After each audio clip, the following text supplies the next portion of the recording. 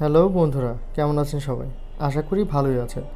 আজকে আমরা নিয়ে এসেছি স্যামসাং গ্যালাক্সি F22 এই মডেলটার ভাঙা গ্লাস চেঞ্জের সম্পূর্ণ টিউটোরিয়াল।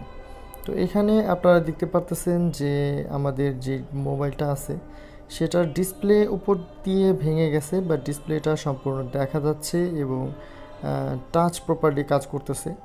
এমতো অবস্থায় আমরা ডিসপ্লেটা ঠিক রেখে শুধুমাত্র উপরের ভাঙা গ্লাসটা পরিবর্তন করতে পারি।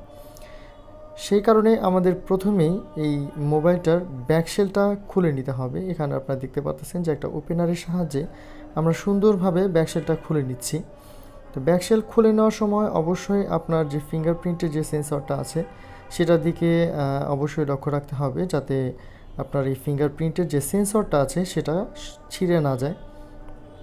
তো বন্ধুরা, এখানে আপনারা দেখতে পারতেছেন যে ব্যাকশেলটা খুলে নেওয়ার পরে আমরা এইখানে রিঙ্গার যে স্পিকার আছে এটাকে রিঙ্গার স্পিকার বলে, আর মাদারবোর্ডের ওপরে যে আপার শেলটা আছে সেটা কিন্তু আমরা খুলে নিয়েছি। এখন একে একে আমরা প্রপারলি সবগুলো কানেক্টর ডিসকানেক্ট করে নিব মাদারবোর্ড থেকে, যাতে মাদারবোর্ডটা আমরা আলাদা করে নিতে পারি। কারণ এখন এই মোবাইলে আমরা হিট প্রয়োগ করব এবং হিট দিয়ে আমাদের ডিসপ্লেটা খুলে নিব। যেহেতু একটা ডিসপ্লে মোবাইলের সঙ্গে আঠা দিয়ে লাগানো থাকে, তাই আমরা একটু গরম করে নিই বা হিট দিয়ে নিই, যাতে করে আঠা একটু নরম হয় এবং ডিসপ্লেটা খুলতে আমাদের সুবিধা হয়। তো বন্ধুরা, আপনারা দেখতে পারতেছেন যে ডিসপ্লে একটু হিট দেওয়ার পরে আমরা ডিসপ্লের মধ্যে যেই পেপারটা দিয়ে আমরা ওসি করি, যেটাকে ওসি পেপার বলা হয়, ওসি পেপারের যেই আপনার অবশিষ্ট অংশ থাকে সেটার সাহায্যে আর একটু থিনারের সাহায্যে আমরা টুকটুক করে কিন্তু এই ডিসপ্লেটা খুলে নেওয়ার চেষ্টা করতেছি। আপনারা দেখতেছেন যে একটু একটু করে কিন্তু আমরা ডিসপ্লেটা খুলে নিতেছি। তো এইখানে আসলে বল প্রয়োগ করা যাবে না, স্মুথলি খুব আস্তে আস্তে করে ডিসপ্লেটা খুলতে হবে। তো বন্ধুরা, এখানে আপনারা দেখতে পারতেছেন যে সম্পূর্ণ ইজি উপায়ে কিন্তু আমরা ডিসপ্লেটা খুলে নিচ্ছি। এখানে কোনো রকম চাপ প্রয়োগের কোনো সুযোগ নেই। আপনারা মনে রাখবেন বন্ধুরা, এটা একটা সুপার অ্যামোলেড ডিসপ্লে এবং এই ডিসপ্লেটা একটু ভেঙে গেলে ডিসপ্লেটা সম্পূর্ণ অন্ধকার হয়ে যাবে এবং ডিসপ্লেটা কিন্তু আসবে না। এখানে আপনি পর্যাপ্ত হিট দিয়ে নিতে পারেন। আপনার যদি মনে হয় যে না, হিটের পরিমাণ কম হয়ে যাচ্ছে, সেক্ষেত্রে আপনি অবশ্যই পর্যাপ্ত হিট দিয়ে নিতে পারেন। যদি মোবাইলের যেই গ্লাসটা আছে সেটা কোনোভাবে ঠান্ডা হয়ে যায়, তাহলে খোলার চেষ্টা না করাই ভালো।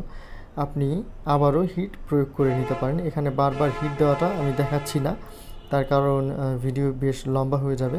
বাট প্রসেসিংটা আপনারা দেখতে পারতেছেন, এই প্রসেসিংয়েই কিন্তু আমরা খুলতে পারবো।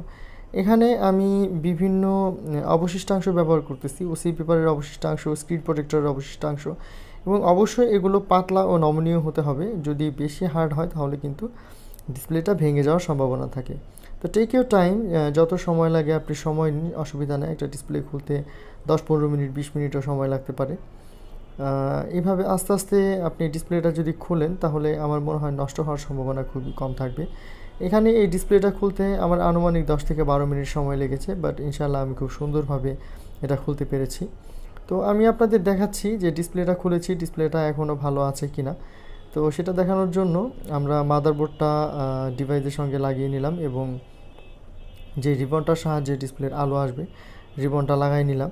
সব কিছু সেটিং করে নিতেছি। সেটিং করে নেওয়ার পরে আমি ডিসপ্লেটা আপনাকে ভিতরে পড়ায় দেখাবো যে মোটামুটি ডিসপ্লেটা ঠিক আছে কিনা। তো বন্ধুরা, আপনারা দেখতে পাচ্ছেন যে সবগুলো কানেক্টর লাগানো কিন্তু আমাদের হয়ে গিয়েছে। এখন আমরা ডিভাইসটা অন করে দেখব যে আমাদের ডিভাইসটা আসলে রান হয়েছে কিনা। তো এখানে পাওয়ার সুইচের একটা প্রবলেম হয়েছে, ওইখানে আমরা কানেকশনটা খুঁজে পাচ্ছি না। তো যাই হোক, পাওয়ার সুইচের যে কানেকশনটা আছে সেই কানেকশনটা দিলাম। দেওয়ার পরে আপনারা দেখতে পাচ্ছেন বন্ধুরা যে ডিসপ্লেটা কিন্তু ঠিক আছে। সুপার অ্যামোলেড ডিসপ্লে, ফেটে গেলে কিন্তু কোনো আলো কিছুই আসবে না। তো এখানে আমরা দেখতে পারলাম যে একটু সময় লাগলেও, একটু কষ্ট হলেও কিন্তু ডিসপ্লেটা আমরা সুন্দরভাবে খুলতে পেরেছি। তো বন্ধুরা, আপনারা যখন ডিসপ্লেটা খোলার চেষ্টা করবেন সেটা অবশ্যই মাথায় রাখবেন যে ধৈর্য সহকারে সুন্দরভাবে ডিসপ্লেটা খোলার চেষ্টা করবেন, তাড়াহুড়া করার কোনো প্রয়োজন নাই। তো এখন এটাকে আমরা তথাকথিত নিয়মে, যেভাবে মোটামুটি আমার ভিডিও যারা ফলো করেন, যারা দেখেন যে কীভাবে আমি আসলে স্টেপ বাই স্টেপ এই গ্লাস চেঞ্জের কাজটা করি, ঠিক একইভাবে গ্লাস চেঞ্জের কাজটা আমরা এখানে করব। তো এখানে ইন্ডিকেটরের সাহায্যে ডিসপ্লের উপরে যে বাড়তি আঠাগুলো আছে সেটা আমরা সরিয়ে ফেলার চেষ্টা করব, যাতে পোলারাইজার পেপার কেটে না যায়।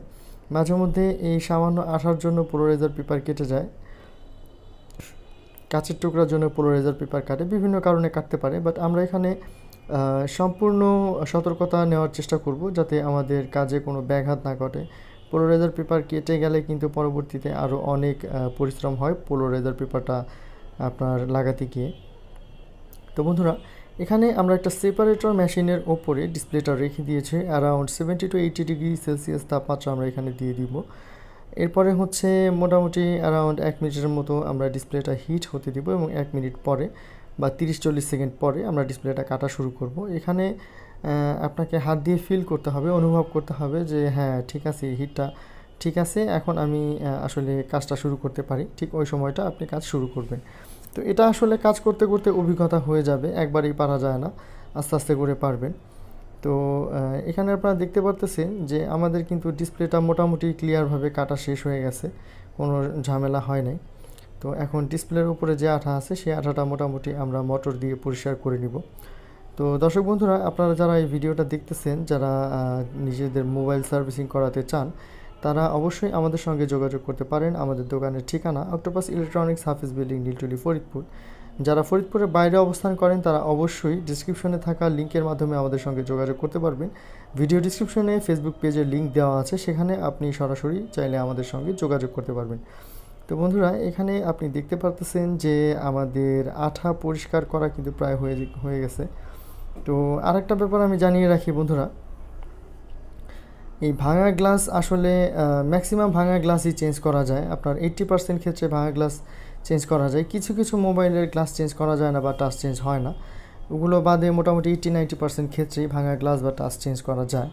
আপনি ভাঙা গ্লাস বা টাচ চেঞ্জ করার জন্য সরাসরি আমাদের সঙ্গে যোগাযোগ করতে পারেন এবং এই ভিডিও সম্পর্কে কোনো কিছু জানার প্রয়োজন মনে করলে তা কমেন্টের মাধ্যমে আমাকে জানাতে পারেন এবং আপনার যদি কোনো মতামত দেওয়ার প্রয়োজন পড়ে সেটাও আপনি কমেন্টের মাধ্যমে আমাদেরকে জানাতে পারেন। তো বন্ধুরা, এখানে আমরা আঠা পরিষ্কার করার কাজ মোটামুটি শেষ করে ফেলেছি।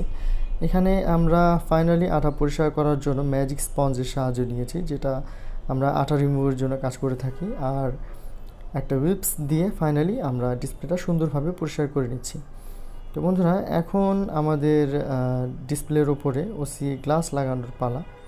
তার আগে মোটামুটি ফ্রেমটা আমরা একটু সুন্দরভাবে পরিষ্কার করে নিচ্ছি এবং ফ্রেমের উপর গ্লাসটা বসিয়ে দেখে নিচ্ছি যে আসলে ঠিকঠাক আছে কি না। তো এখানে আমরা দেখতে পারতেছি যে মোটামুটি সব কিছু ঠিকঠাক আছে। এখন আমরা গ্লাসটা মেইন ডিসপ্লের সঙ্গে সংযোগ করে দিব। তো ওসি পেপার এই গ্লাসের সঙ্গে লাগানোই আছে, যার কারণে আমাদের এক্সট্রা কোনো ওসি পেপার কিন্তু এখানে লাগানো লাগতেছে না। তো আমাদের ভিডিও যারা ফলো করে কাজ করেন তারা অবশ্যই একটা জিনিস মাথায় রাখবেন যে তাড়াহুড়া করে কখনো কোনো হাতের কাজ আসলে ঠিকঠাক হয় না, ভালো হয় না। তো টেক ইউর টাইম, যথেষ্ট সময় নেবেন, সময় নিলে অসুবিধা নেই। কাজটা সুন্দর হলে, কাস্টমার স্যাটিসফাই হলে কিন্তু আমাদের মোটামুটি প্ল্যান সাকসেসফুল, আমাদের কাজও সাকসেসফুল, মানসিক স্যাটিসফ্যাকশনটা আমরা তখনই পাবো। তো এখানে আমরা মেশিনের মধ্যে ডিসপ্লেটা দিয়ে দিলাম। এখানে আপনারা দেখতে পারতেছেন যে মেশিনে চাপ দেওয়ার কাজ শেষ। এখন বাবল রিমুভার যে মেশিনটা আছে, বাবল রিমুভারের মধ্যে আমরা ডিসপ্লেটা দিয়ে দিলাম। তো এখানে আপনারা দেখতে পারতেছেন যে ডিসপ্লেটা কিন্তু একদম নিট অ্যান্ড ক্লিন, পরিষ্কার হয়ে গেছে। এখানে কোনো ধরনের বাবল বা কোনো কিছু নাই, একদম পারফেক্টলি একটা নতুন ডিসপ্লে তৈরি হয়ে গেছে। তো এখানে বরাবরের মতোই আমরা ব্যবহার করব কালো আঠা। এটা সানশাইনের একটা আঠা, আঠাটা খুব ভালো, এটা আমরা ব্যবহার করে থাকি। সানশাইনের G21 এই মডেলের এই আঠাটা মোটামুটি 2-3 মিনিট শুকানোর পরে আমরা উপরের ডিসপ্লেটা বসিয়ে দিব। আঠাটা আমরা কেন শুকিয়ে নেব এটা পেছনের কোনো একটা ভিডিওতে আমি বলেছিলাম। তো আপনাদের যদি প্রয়োজন পড়ে আঠা সম্পর্কে বিস্তারিত, সেরকম একটা ভিডিও আমি নিয়ে আসবো যে কোন আঠা দিয়ে আসলে ডিসপ্লে লাগাইলে ভালো হবে, কোন আঠা খারাপ, কোন আঠা ভালো, এবং কোন আঠাটা আমাদের প্রয়োগ করা উচিত, ইউজ করা উচিত, কোন আঠাটা ইউজ করা উচিত না, আঠা কতক্ষণ আসলে রাখা উচিত, এগুলো নিয়ে ডিটেলে আমি একটা ভিডিও নিয়ে আসবো সামনে। তো বন্ধুরা, এখানে আপনারা দেখতে পারতেছেন যে মোটামুটি আমাদের কিন্তু কাজ শেষ। এখন শুধু স্ক্রুগুলা টাইট দিয়ে আমাদের ফিটিং দেওয়ার পালা। তো এইভাবে যদি আপনারা কাজ করেন, আশা করি মোটামুটি 95% ক্ষেত্রে আপনারা এই ডিসপ্লে গ্লাস রিমুভ করতে মানে সাকসেসফুল হবেন এবং মোটামুটি হাতের কাজে 5% এদিক ওদিক হতেই পারে। তো 95% সাকসেস রেট অনেক বিশাল ব্যাপার। আমরা যারা টেকনিশিয়ানরা আছি তারা জানি যে মোটামুটি 100টার মধ্যে 95টা মোবাইল যদি আমরা ভালো করতে পারি, সেটা আমাদের জন্য আসলে অনেক বড় ধরনের সাকসেস রেট।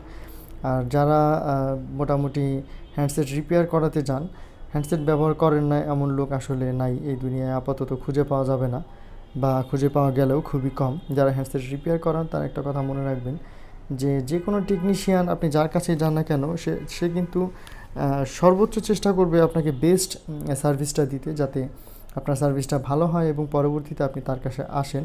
কিন্তু সবসময় এটা হয়ে থাকে না। তো এখানে আপনারা দেখতে পারতেছেন যে ডিসপ্লে কিন্তু একদম ঠিকঠাক আছে। আমাদের সঙ্গে থাকার জন্য